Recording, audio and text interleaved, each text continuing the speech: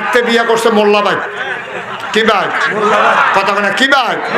মোল্লাবাই বিয়া কইরা তারতে যখন বিয়া করতে গেছে মোল্লাবাড়ির বাড়ির গাড়ামিতে ফানজাগানা মসজিদও আছে। তারা 5 ওয়াক্ত নামাজ জামাতে বাড়ির সুটটা সেটা কাজের বেড়া বেড়াইয়া 5 ওয়াক্ত নামাজ তারা জামাতে পড়ে। হেতে বিয়া করছে এই তান্ডি বাইত গিয়া নামাজ নেই, আর এটাই মোল্লাবাইত গিয়া নামাজ ছাড়ি নাই। তো যখন বিয়া করছে তো মনে করছে নতুন জামাই, তো নাক ডাক্কা জুহরের টাইমে ঘুমাইতে আছে। তো ঘুমের ভিতরে দেখে যে ফোলাফাইনে হলার মাথার মধ্যে নিশান লাগাইয়া মিছিল বার করছে, বেনামাজি দুলাভাই, বেনামাজি দুলাভাই। তা ফাল দিয়ে উঠটা কয় মুরব্বীদের হাত আছে, যা মুরব্বীরা ফোলাফাইন দিয়ে বার করাইছে। আচ্ছা আমার বিরুদ্ধে একটা নতুন জামাই, তারা যখন আমার ছাড় দিল না, আমি নামাজ পড়লাম না দেখে মিছিল বার করো, এত বড় বেজ্জতি। আচ্ছা নামাজ কারে কয় টের ফাওয়াইতেছি আইতে আসি আরেকবার। তো করছে কি 2-3 দিন পরে শ্বশুর বাইত রওনা দিছে, সারাটা দিন তে বাইত ঘুমাইছে। ঘুমের তে সন্ধ্যার দিকে উঠটা বউরে লইয়া রিক্সা দিয়ে আইছে বিটিভি সারা মনে করে। আইয়া সাইরা বিটিভি সারা আইয়া সাইরা সন্ধ্যার সময় হগলে গিয়া খাওয়া দাওয়া করে ঘুমাইতে যায়। তার কি ঘুম আছে? মা কথা বলে তার ঘুম আছে? তো কতক্ষণ আগে না ঘুমের তো উঠাইছে। তো এই উডে নামে পানি খায়, গলা জারা দেয়, দরজা খুলে লাগায়। তার বউয়ে ঘুমাইতেছে। কি শুরু করছেন? শুরুর কি দেখছো? শুরু দেখবা কতক্ষণ পরে না। তাই করছে কি এই কারবারটা করতে আছে। রাইতের যখন 2টা-2:30 বাজে তার বউয়ে ঘুমাই দিয়েছে। তো দরজাটা খুললে আসতে কইরা তার শ্বশুর শাশুড়ি যেই ঘরে ঘুমায় এটার সামনে গেছে, গিয়া সেটা দেখে যে তারা নাক ডেকে ঘুমাইতে আছে। তার তো মনে রয়েছে মিছিলটা। তা আসতে করে দরজাটার কাছে গিয়া কই কি মোল্লাবাড়ি একটা তাহাজ্জুদ নাই, বাড়িটা শুকিয়ে একটা তাহাজ্জুদের খবর নাই, মোল্লাবাড়ি নাম দিয়ে রাখলে সারবো। হৌর হরি তো ঘুমেতে ফালতে উঠছে, সেটা কি রুজু খেয়ে লইছে নামাজ। ইজ্জত যা জামাইয়া নামাজ পড়ে আর আমরা ঘুমা উঠ তাড়াতাড়ি ওইটা সেটা নামাজও করে লেছে, নামাজ পড়তে আছে।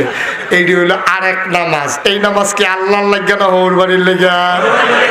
হাতে যে নির্বাচন হইলে নামাজ পড়লো এটা কি আল্লাহর লাগে না ভোটের লাগিয়া?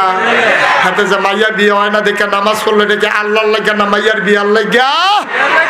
আল্লাহ ডাক দেয়া কয় কল হে রাসূল আপনি বলেন ইন্না সালাতি ওয়া নুসুকি ওয়া মাহইয়ায়া ওয়া মামাতি লিল্লাহি রাব্বিল আলামিন। হে নবী আপনি বলে দেন আমার নামাজ, আমার কুরবানি, আমার জীবন, আমার মরণ সব কিছু কেবলমাত্র শুধুমাত্র একমাত্র আমার আল্লাহ রাব্বুল আলামিনের জন্য, ঠিক কিনা? কষ্ট হইতেছে না? ছেড়ে দেওয়া দরকার। আর সামান্য আমি কোনোভাবে এখানে আসার কথা ছিল না। আপনাদের চেয়ারম্যান সাহেব যখন নতুন পাশ করেছে তখন আমি একবার এসেছিলাম কোন গ্রামে? বাজে বিশাল। এখানে কখনোই কোনো আসার সুযোগ ছিল না। আপনাদের যে তরুণ, আমার অত্যন্ত মহব্বতের আমার ভাই সাংবাদিক তরুণ, তার সাথে একটা পরিচয়ের কারণে আমি আসা। মূলত আমার আজকে আরেক জায়গায় মাহফিল, এত দূর আমার জানা ছিল না। আমারে কইছে যে হুজুর এই রামচন্দ্রপুরে উত্তর দিয়া কথা আবার সত্যই কইছে, উত্তরে দক্ষিণ ফেলতে আর গেছি না কেন, একটু বেশি উত্তরে আর কি বেড়াত লাগাই লইছে। উত্তর ফেল নিতে নিতে করে কান্দাত লইয়াছে আবার। আর কুদ্দুরের লেগে সিলেট হইছে না। আমিন কয় না, সবে জুড়ে কনা আমিন। আমি কথা দিয়ে যাচ্ছি আবার আসবো ইনশাআল্লাহ। আমার যত কষ্ট হোক আমি আবার আসবো। লোকগুলার আমার পছন্দ হয়েছে। এত লোক যে আমার ভক্ত আছে আমার জানা ছিল না। আপনাদের চেয়ারম্যান ফোন দিছে, ফোন দিয়ে আসলে কই হুজুর আজকে তো আমি কোনো প্রোগ্রাম রাখি নাই। আমি কই কে আপনি? কই হুজুর এই চেয়ারম্যান। আমি কই কেন রাখেন নাই কেন? কই আপনি আসবেন এই জন্য। আমি কই এটাই তো সবচেয়ে বড় প্রোগ্রাম, আর রাখবেন কিন্তু এটা কি আপনার কাছে শুরু শুরু লাগে নাকি? আমিন কয় না রে। তাইলে আল্লাহ কয় আল্লাযীনা হুম ফী সালাতিহিম খাশিউন, নামাজ পড়বা এমন করে যেন তুমি নামাজের ভিতরে ডরাইছো। আমি অনেক মাহফিলে বলেছি, গত কিছুদিন আগে আমার মাহফিল ছিল চান্দিনা নাওতলা। সেখানে আমাদের এমপি সাহেব মাননীয় সংসদ সদস্য উনি ছিলেন আশরাফ আলী সাহেব, উনি ছিলেন আশরাফ আহমেদ, উনি পাশে ছিলেন আমার। আমি বললাম উনিও খুব কইতে আছে সবাই নামাজ পড়েন, সবাই রোজা রাখেন, সবাই আল্লাহ বিল্লাহ করেন। আমি কই এমপি সাহেব আমার লোক আবার খুব খাতির, আমি কই যে আপনি কইতে আছেন এটা আমরা না কয়, আপনি এই কথাটি কইয়েন সংসদে, এখনও কইবেন, আপনিও মাহফিলও কইবেন, আমরাও মাহফিলও কইব, তো সংসদে কইব কেনা, ঠিক কিনা কও? এমপি সাহেবকে হুজুরে, আমি কই হুজুরে। আপনি ওয়াজ করেন, আমরা ওয়াজ করি, তো সংসদও কইব কেনা? আমি বলেছি একজন জনপ্রতিনিধি, আমি যে নাগাইশের পীর সাহেব, আমার দায়িত্বটা কি? আমার দায়িত্ব হলো আমার যারা ভক্ত মুরিদ তাদেরকে নামাজি বানাই দেওয়া, ঠিক কিনা বলেন? এখানকার যিনি ইমাম সাহেব তার দায়িত্ব কি? এলাকার মানুষগুলোকে নামাজি বানাই দেওয়া। এই ওয়ার্ডের যিনি মেম্বার তার দায়িত্ব হলো ভোটারদেরকে নামাজি বানিয়ে দেওয়া। এই যে চেয়ারম্যান, ওনার দায়িত্ব হলো সব মানুষকে, উনি তো আর আইন করতে পারবে না, উনি নামাজের জন্য উদ্বুদ্ধ করা, নিজে নামাজি হওয়া এবং তার যত ভোটার আছে সবাইকে নামাজি হতে বাধ্য করা। এটা দায়িত্ব নাগাইশের পীর সাহেব দেয় নাই, দিয়েছেন কে? একজন এমপি তার সংসদীয় আসনে নামাজ কায়েম করবে, একজন প্রধানমন্ত্রী সংসদে তিনি নামাজের উপরে বিল আনবেন, আইনমন্ত্রী বিল আনবেন, কণ্ঠভোটে বিল পাশ হয়ে যাবে, নামাজ বাধ্যতামূলক করা হলো, ঠিক কিনা কও? আমি যখন এই কথা বলেছি আমার অনেকে বলে যে হুজুর এটা কেমনে সম্ভব, বিটিভি সারা কই নবীনগর থানা, বিটিভি সারা কেনা নামাজ পড়ে না, এটা কি পুলিশে পাহারা দিতে পারবো? আমি আপনার মতো এই সরল দিয়া দুনিয়া চলবো? আপনি বিটিভি সারা পাহারা দেওয়ান লাগবো? আপনি বিটিভি সারা পাহারা দেওয়ান লাগতো না। খালি শুক্রবারে আজান হইছে, নবীনগর একটারে রাস্তার মধ্যে পাইছে, তে নামাজ না পড়ে আটতে আছে, তারে ধরে হ্যান্ডকাফ লাগাই লইছে। এই খবর সেকেন্ডের ভিতরে মোবাইলে আইয়া পড়ছে। ওই বিটিভি সারার বেড়ায় গেছিল রেশন তুলতো, হ্যাঁ বেড়ায় ফোন দিয়ে বিটিভি সারা ফুতরে ফুতরে তুই কো আব্বা আমি তো রাস্তা কানে মসজিদ ঢুক রাস্তা হ্যাঁ লইতেছে দুই তিনটা, ঠিক কিনা কও? ঠিক কিনা কও? নবীনগর একটা হ্যাসরান দিয়া লাইলে বিটিভি সারার তারা আটটা নাম তো না গইরাইয়া একটারে হ্যান্ডকাফ লাগাইলে দেখো সারা বাংলাদেশ লাড়া পড়ে গেছে গা।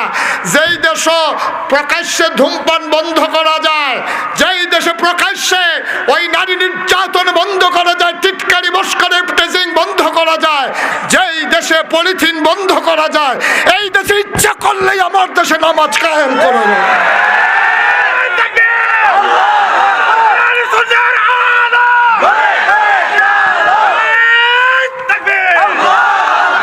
এটা হলো মন মানসিকতার ব্যাপার, ঠিক কিনা বলো? 90% জন লোক মুসলমানের দেশে সংসদের ভিতরে মুসলমান আইন দেখতে চায়, প্রাপ্তবয়স্ক সকল মানুষের নামাজ বাধ্যতামূলক করা হলো। এটা মুসলমানের প্রাণের দাবি, রাজি আছো কিনা হাত তুলে দেখা। সবাই পড়ে না আমিন। এটারে তুলে লাইছে গাছের মাথা, সেই কারবার চলতে। আসেন সবাই আসেন, কাছে চলে আসেন। মাশাআল্লাহ সুন্দর হয়েছে। পড়েন আলহামদুলিল্লাহ, জোরে আরো জোরে, আর জোর নাই, শেষ। এই জুল্লই আপনারা এখানে কেমনে থাকেন আল্লাহ জানে। পড়েন আলহামদুলিল্লাহ, বলেন সুবহানাল্লাহ, বলেন আল্লাহু আকবার। বন্ধুগণ, আল্লাহর খাস মেহেরবানি, মাগরিবের পরের সময় বড় মুবারক সময়। এই সময় আল্লাহ আমাদেরকে সুযোগ করে দিয়েছেন।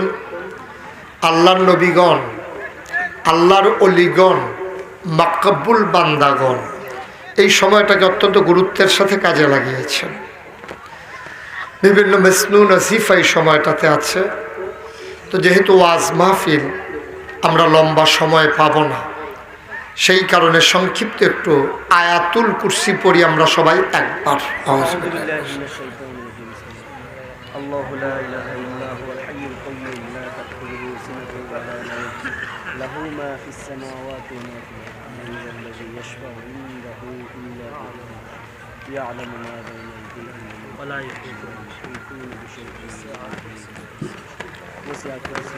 সুবহানাল্লাহ পড়ি 33 বার। সুবহানাল্লাহ, সুবহানাল্লাহ।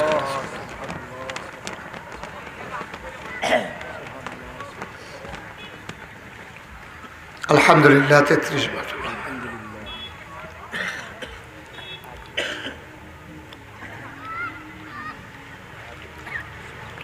আল্লাহ আকবার 34 বার। আল্লাহ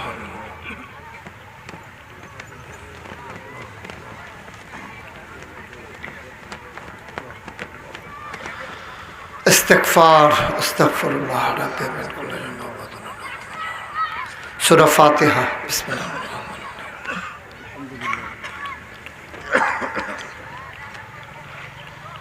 সূরা ইখলাস কুল হুয়াল্লাহু আহাদ।